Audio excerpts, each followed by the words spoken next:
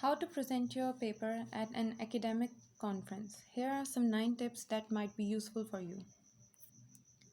Know your audience, strictly follow time limits, rehearse in front of a friend, check the room in advance, start confidently, maintain eye contact, use transitions, encourage questions and discussions at the end, ensuring a natural closing. Number 1. You should know your audience. Conference papers should be different from journal papers. Understand the composition of audience and write your paper accordingly. For example, avoid basic content with experts, but provide more background for a relatively general audience or one that is multidisciplinary. Your paper is meant to be heard and not read. Audiences typically have limited attention spans. Strictly follow the time limits. Ensuring your time is right, so important when presenting at a conference. If you don't practice your timing, you may not get a chance to highlight your findings. Pre-prepare for 2 types of last-minute changes. If you have been allocated 20 minutes, be ready with a short outline.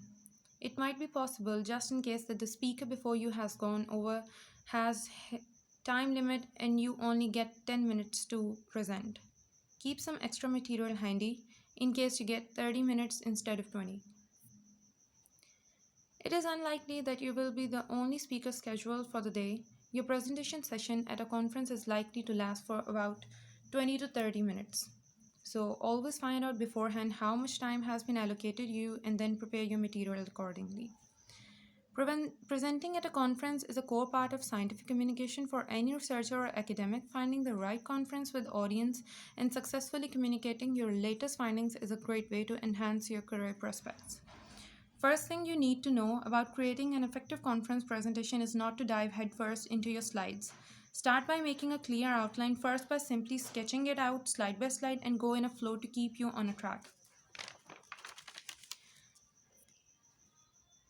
Check out the room in advance. Always visit the room you are to make your presentation in before the actual session. This will give you a clear picture of the room's location and size as well as its contents. Why it's necessary? Because it is important to ensure that you aren't rushing across an unfamiliar campus trying to find the room you have been assigned. To be prepared in advance to move any furniture as per your requirements. Rehearse in front of a friend. Rehearsing is crucial to making you feel comfortable with every word you are going to say, and if you are familiar with what you're saying, your confidence in your conference presentation will increase.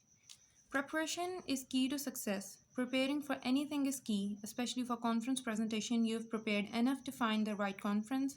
Now you just need to prepare to present it. Know your slides inside out. Mentally reading your paper never corresponds to the time it actually takes to read it aloud in front of an audience. So here's what you should do. Rehearse your content aloud a few times in front of a friend or in front of the mirror. Record a video of your practice sessions to view later. Practice along with any form of aids you intend to use, example slides, video clips. Start confidently. Like most first impressions, how you begin your presentation matters a great deal. The first 10 to 20 seconds of your session will mark whether or not you are able to gain the audience's confidence and attention. Ensure that there is water at the podium. It is likely that the organizers will have made provisions for water, but always carry your own bottle of water as insurance. Make sure you're comfortable with using any form of technology in the room before the actual session. Be prepared to improvise in case something goes wrong. Start off with a quick introduction about yourself. This will help establish your credibility. Make sure you prepare for this in advance. Carefully select a few highlights and be ready with a brief self-introduction. Maintaining eye contact with the audience. As you begin your presentation, smile, take a deep breath, and be calm. This will help you relax and dissolve any awkwardness between you and the audience. Be aware of your posture. Always stand straight and hold your head up. This will not only help you make eye contact with the audience, but also make you more audible. Use body language to your advantage. Body language has an important role in presentations, especially at academic conferences. There are usually a lot of facts and findings to be highlighted in a conference presentation, and you need to use all these presenting tools available to you, remaining interesting and effective throughout your gesture. Tone of voice and positivity can be seen through your body language and may determine how engaged your audience is. Use transitions.